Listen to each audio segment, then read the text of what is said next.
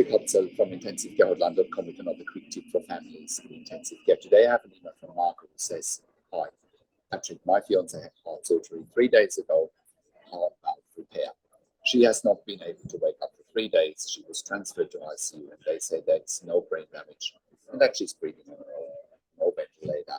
Can you tell me more? Is this a serious situation?" So I'm surprised, first off, if she hasn't been able to wake up,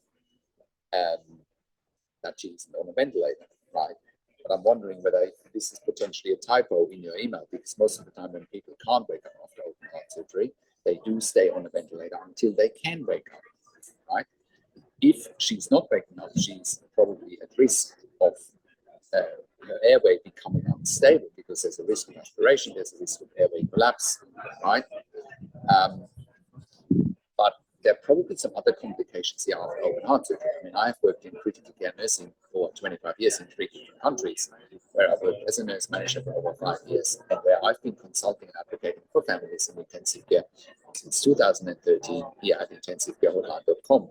And I can confidently say we have saved many lives for our clients in intensive care, and you can verify that in our testimonial section at intensivecare.com or on our intensivecare.com podcast section where we've done client interviews. So coming back to Marco's email.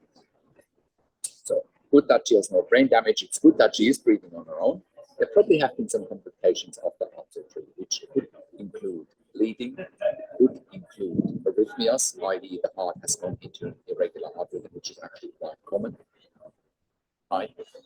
And she could have had a cardiac tamponade, for example, where there's bleeding around the heart that could impact the beating function of the heart. So, there's so many complications that could happen after cardiac surgery. Also, she might need a temporary pacemaker, she might need some pacing leads. It's difficult to say from the outset what exactly has happened, but these are certainly complications that I have seen in my many years of intensive care nursing that can happen after open heart surgery, after heart valve repairs. Okay. Other things that could come into consideration when it comes to heart valve repairs or heart valve replacements is that patients after surgery need to go on anticoagulation, such as warfarin and sometimes heparin temporarily. So these are the complications that I think could have occurred here, but you can take what I said and ask those questions to the intensive care team to see what they are saying. Most patients after open heart surgery are actually getting out of ICU after 1 or 2 days, assuming that heart surgery is going straightforward. But it also sounds to me like heart surgery in this case has not gone straightforward. You also might want to check whether she still has the chest drains in her chest after heart surgery, whether there's still blood coming out or any other bodily fluids. That could also further complicate the situation. I presume it's either bleeding, irregular heart rhythms such as AF, atrial fibrillation, for example, may have caused or may cause all of this. But also things like hypovolemia, she might have lost a lot of blood during surgery. Does she need a blood transfusion to help her to wake up, to get stronger? Those are all considerations you need to take into account here. Now, we have helped many hundreds of members and clients over the years here at intensivecare.com, and we can help you as well. And that's why we created a membership for families of critically ill patients in intensive care. You can become a member if you go to intensivecare.com. If you click on the membership link, or if you go to intensivcaresupport.org directly, in the membership you have access to me and my team 24 hours a day in the membership area and via email. And we answer all questions intensive care related. In the membership, you also have exclusive access to 21 books and 21 videos that I have personally written and recorded, and that will help you to make informed decisions, have peace of mind, control, power, influence, always, and making sure your loved one gets best care and treatment always. I also do one-on-one consulting and advocacy over the phone, Zoom, Skype, WhatsApp, whichever medium works best for you. I talk to you and your families directly, and I handhold you through this once-in-a-lifetime situation that you simply can't afford to get wrong.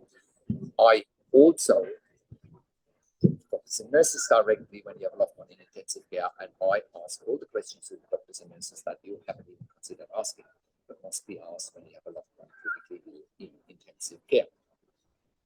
I also represent you in family meetings with intensive care teams We also do medical record reviews in real time so that you can get a second opinion in real time.